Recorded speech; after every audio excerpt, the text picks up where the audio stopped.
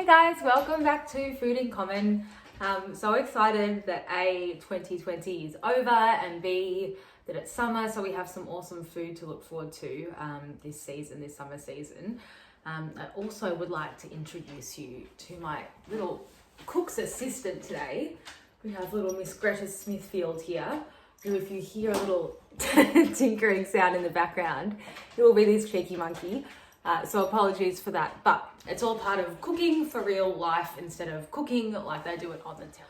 So with that in mind, I'll introduce you to our recipe for today, which is a really simple one that's affordable and quick to make and sort of nourishing, but in a way that's not yuck over summer when it gets a little hotter. So we're going to make a zucchini soup to make use of all the incredible zucchinis that are growing at the Melbourne Food Hub Urban Farm at the moment, including this big boy, which obviously is far too big for sale and I couldn't let it go to waste. So I'm going to be using this in place of 4 regular medium-sized zucchinis. The recipe also calls for 2 brown onions. I'm going to use 1 leek instead because that's what I've got in the fridge. 3 potatoes, so I think the red waxy ones are probably best for soup. Again, I don't have any of those on hand, so I'm just going to use an equivalent amount of little kiflers. There's some parsley in the recipe, a scooch of parmesan or any sort of similar hard cheese like pecorino. You're going to need some butter, and the magic ingredient, which sounds so horrifying but is so delicious, is some Dijon mustard. And the only other thing we need is some stock. I'm going to use some veg, but chicken stock would be equally as delicious. Alrighty, so to get started, we're going to cut up our onions / leek. So we're going to blitz this soup later on. You don't need to be too precise with your cutting as a result. So I'm just going to do wedges like so.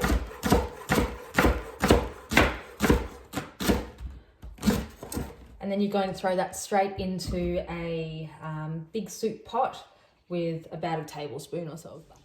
While our leeks are cooking down, onions, whatever they might be, the next step is going to be to cut the potatoes. So similarly, you don't really need to pay that much attention to how you're chopping them.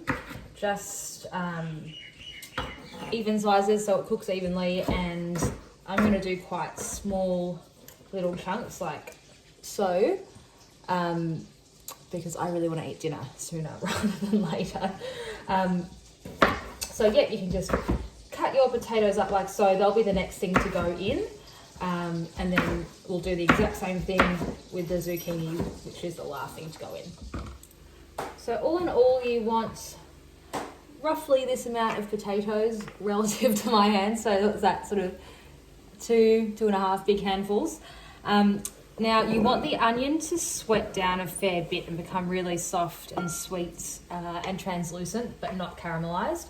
So the potatoes aren't quite ready to go in yet. The onions will probably take around 10 minutes or so. So while we're waiting for that to cook, I'm going to try and guesstimate 4 zucchinis in size from this big boy. Ooh. I'm just going to move those potatoes out of the way so you can better see what I'm doing. There we are. Now, obviously, because this is so huge and the seeds will be too big and too gross, I'm just going to cut those out and not use those. Equally, some people will probably find the skin too hard and too bitter. So you can peel that off if you like. I think just for interest's sake, I'm going to leave it on and see if it's really awful. No offense to our farmer Claire, because I really don't mean it that way. But yeah, I'd rather cook it down a little bit longer and see if that makes it work. It's really the seeds I'm not interested in getting through. So I'm just going to cut my zucchini in similar size chunks to the potatoes there. and I will let you know when we're ready to throw those in. So the leg's probably been cooking about 8 minutes or so, and it's getting nice and soft and smelling really beautiful. So I'm just going to throw these potatoes in now. And give that a nice toss. Now, I would add another tablespoon of butter in at this point. So I think the recipe, you've got 2 to work with, and I've put 1 in thus far. But I really want to get it nice and moist in there to help with our cooking. So you want the potatoes to cook for about 2 minutes. And then we're going to add in the stock. So I'm going to start with 1 litre. And then we can add some more if we need to.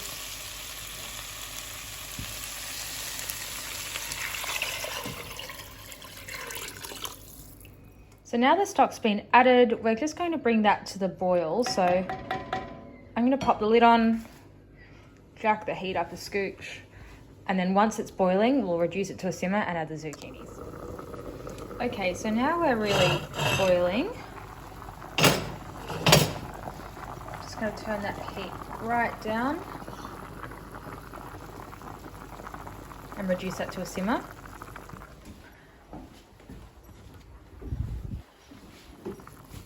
Then I'm going to throw in all of my zucchini here.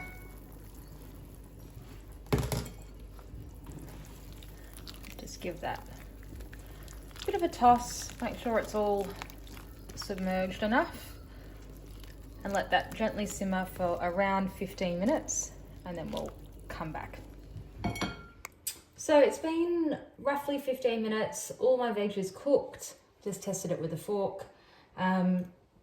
And so it's basically the finishing touches. So I'm going to blitz it with one of these. You can also put it in a food processor, or, which I should have mentioned at the start, you don't have to have it blitzed at all. You can have it a bit chunkier, and just take a bit more care when you're chopping your veg in the first place.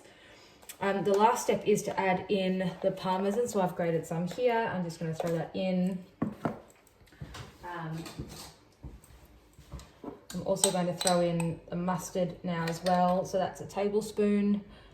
And because we're adding so much mustard and parmesan and stock, there's absolutely no need to salt. You can certainly crack some pepper over the top, or while you're sauteing the veg at the start as well, but I think I'll just have some fresh over the top.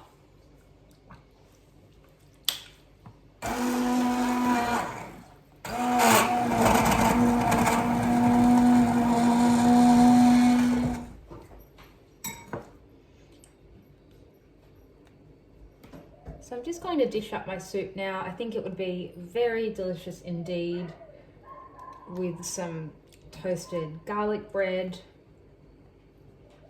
and a fresh little salad on the side. And as you can see, it makes plenty, so you can freeze some for the winter, so you can really make the most of zucchini while it's in season. Now I've just got some beautiful basil here, and I'm going to tear that over the top as my finishing touch with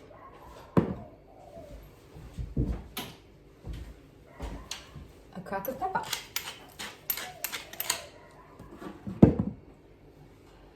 And there we have it.